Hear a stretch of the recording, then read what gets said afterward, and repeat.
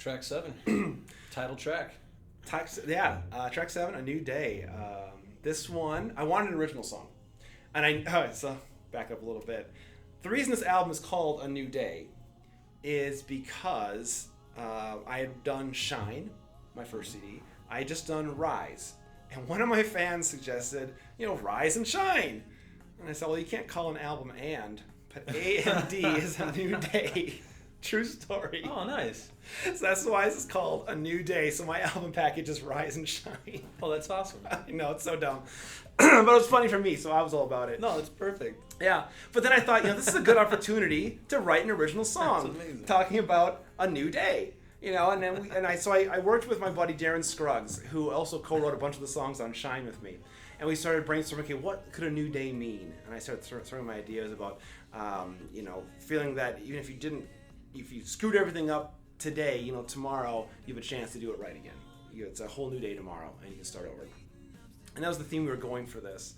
And so we kind of worked out a chord structure and a rough melody line. And he went away, came back to me a couple days later, said, I got the lyrics for you. I said, cool. And it worked together. And then this one was just started with me on the piano, plunking out the chords. And I had Darren Rust help me put the drum track together. And then I had to go from scratch, arrange the whole thing a cappella, which is a different challenge. Because usually when we're doing a cappella arrangements, we're doing cover songs. We're taking songs that are already flushed out and then just translating them into that world. But to start from scratch is a whole different game.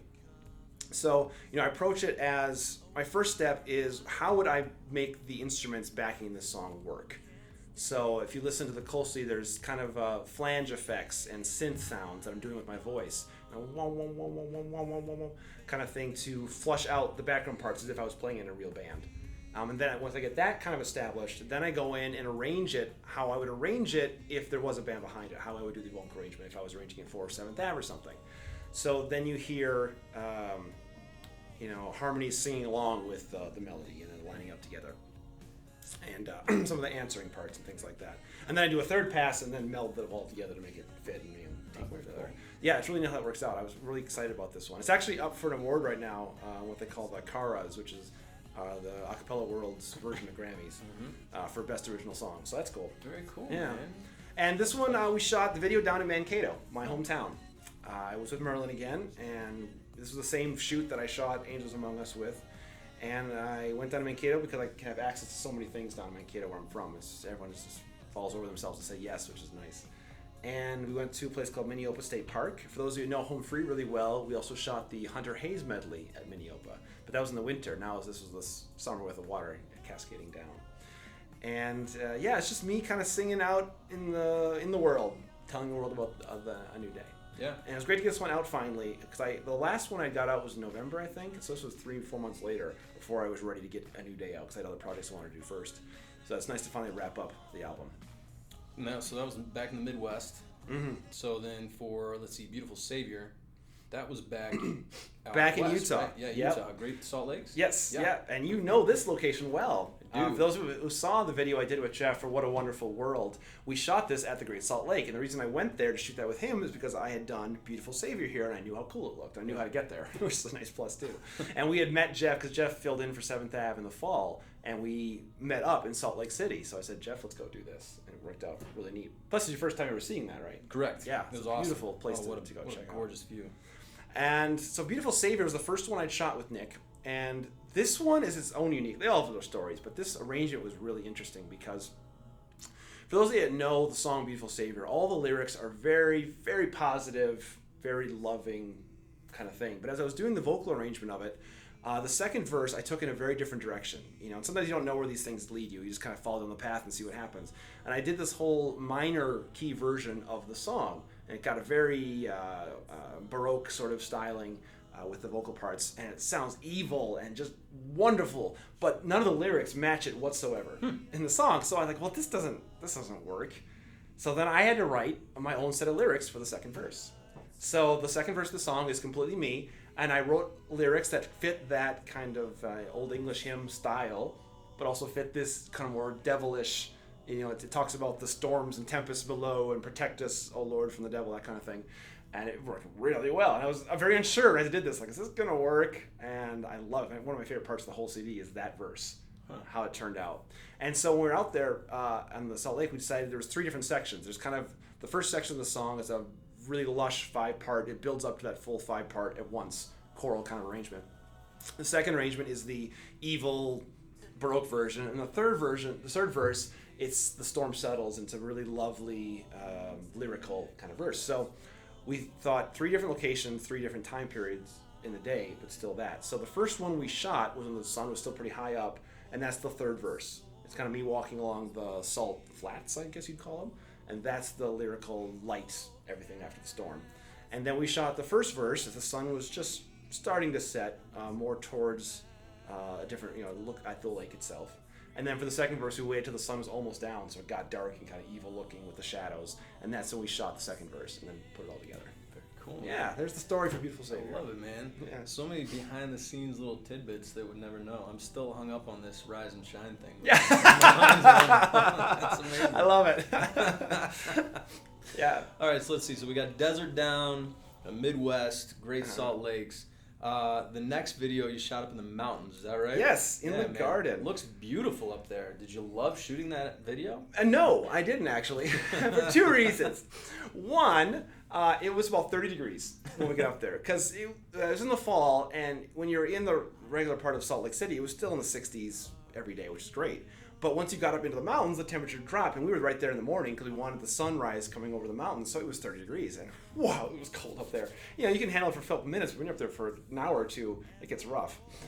And also, I was a little disappointed with this one. I love the video's great, but I wish it hadn't been fall. I wish I could have done it in the spring. Oh. For obvious reasons, we're in the garden, right? And it still looks beautiful, and it can certainly, gardening can mean anything, but it would have been nice to have the spring flowers everywhere. But, you shoot it when you shoot it, and you make it look good as it is. And we still got some really neat shots, though, with the mountain and the sun coming up and lighting up. And there are a few still little wildflowers hanging on in that area. And so we got some close-ups of just little purple things, little flowers here and there to kind of give it a little bit of color.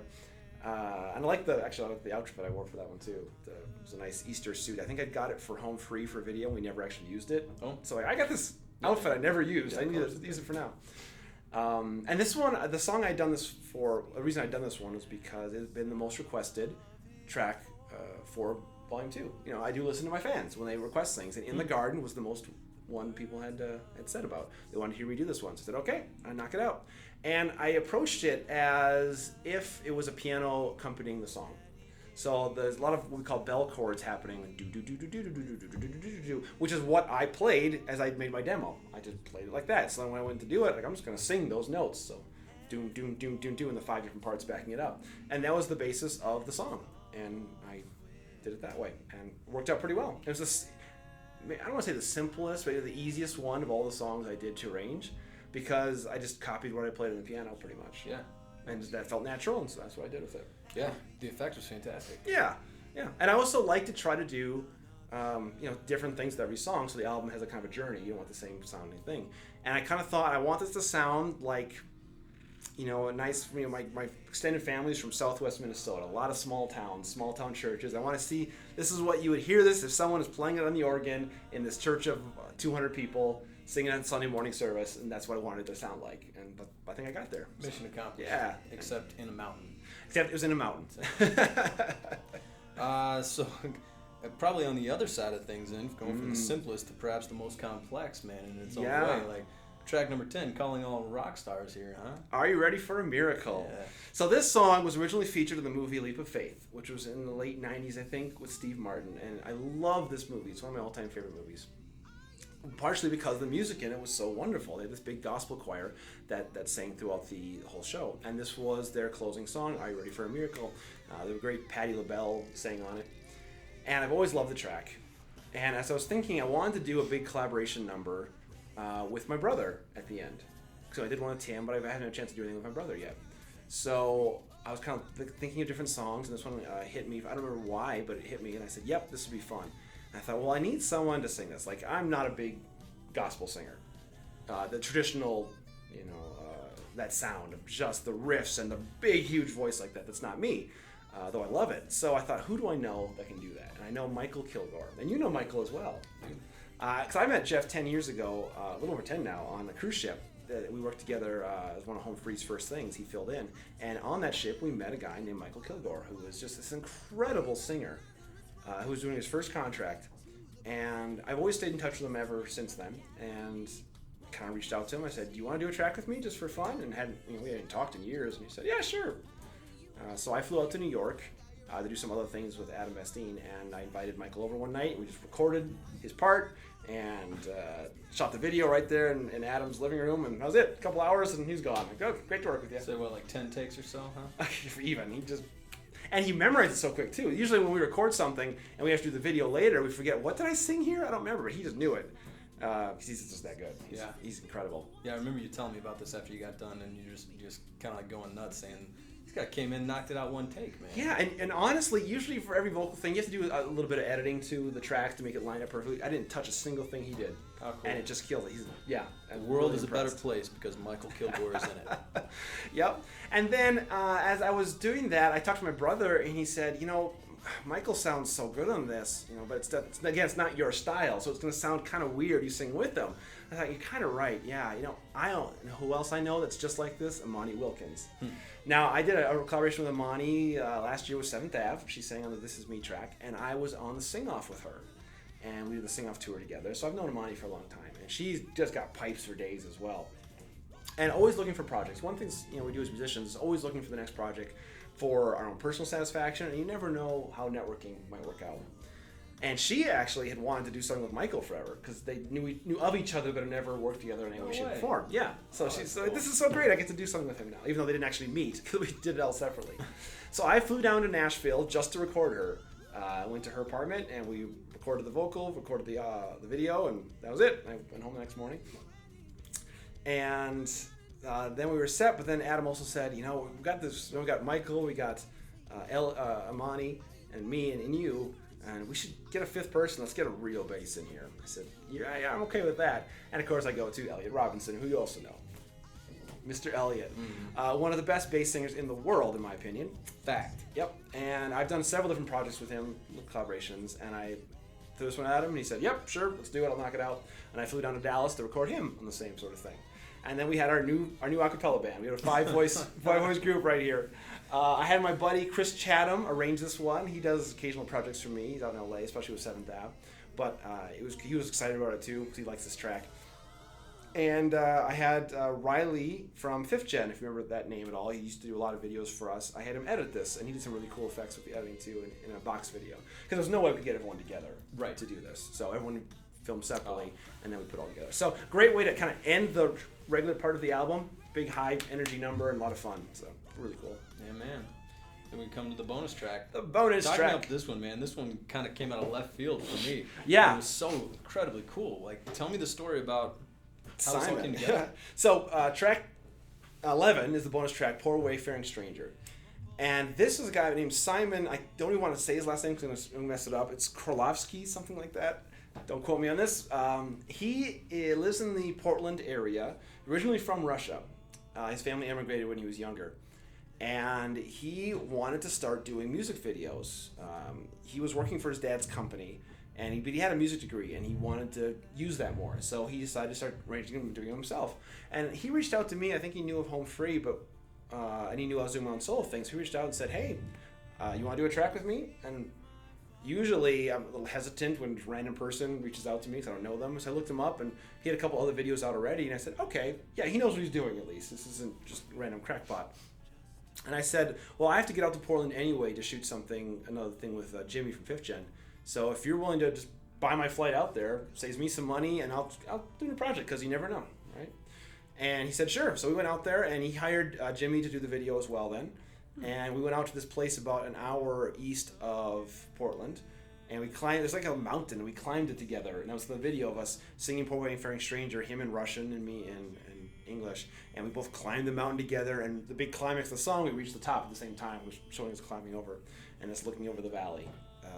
Really cool video. It turned out even better than I thought it was going to when we walked into it. And it was really neat working with him. He's a different sort of guy, from the cultural background.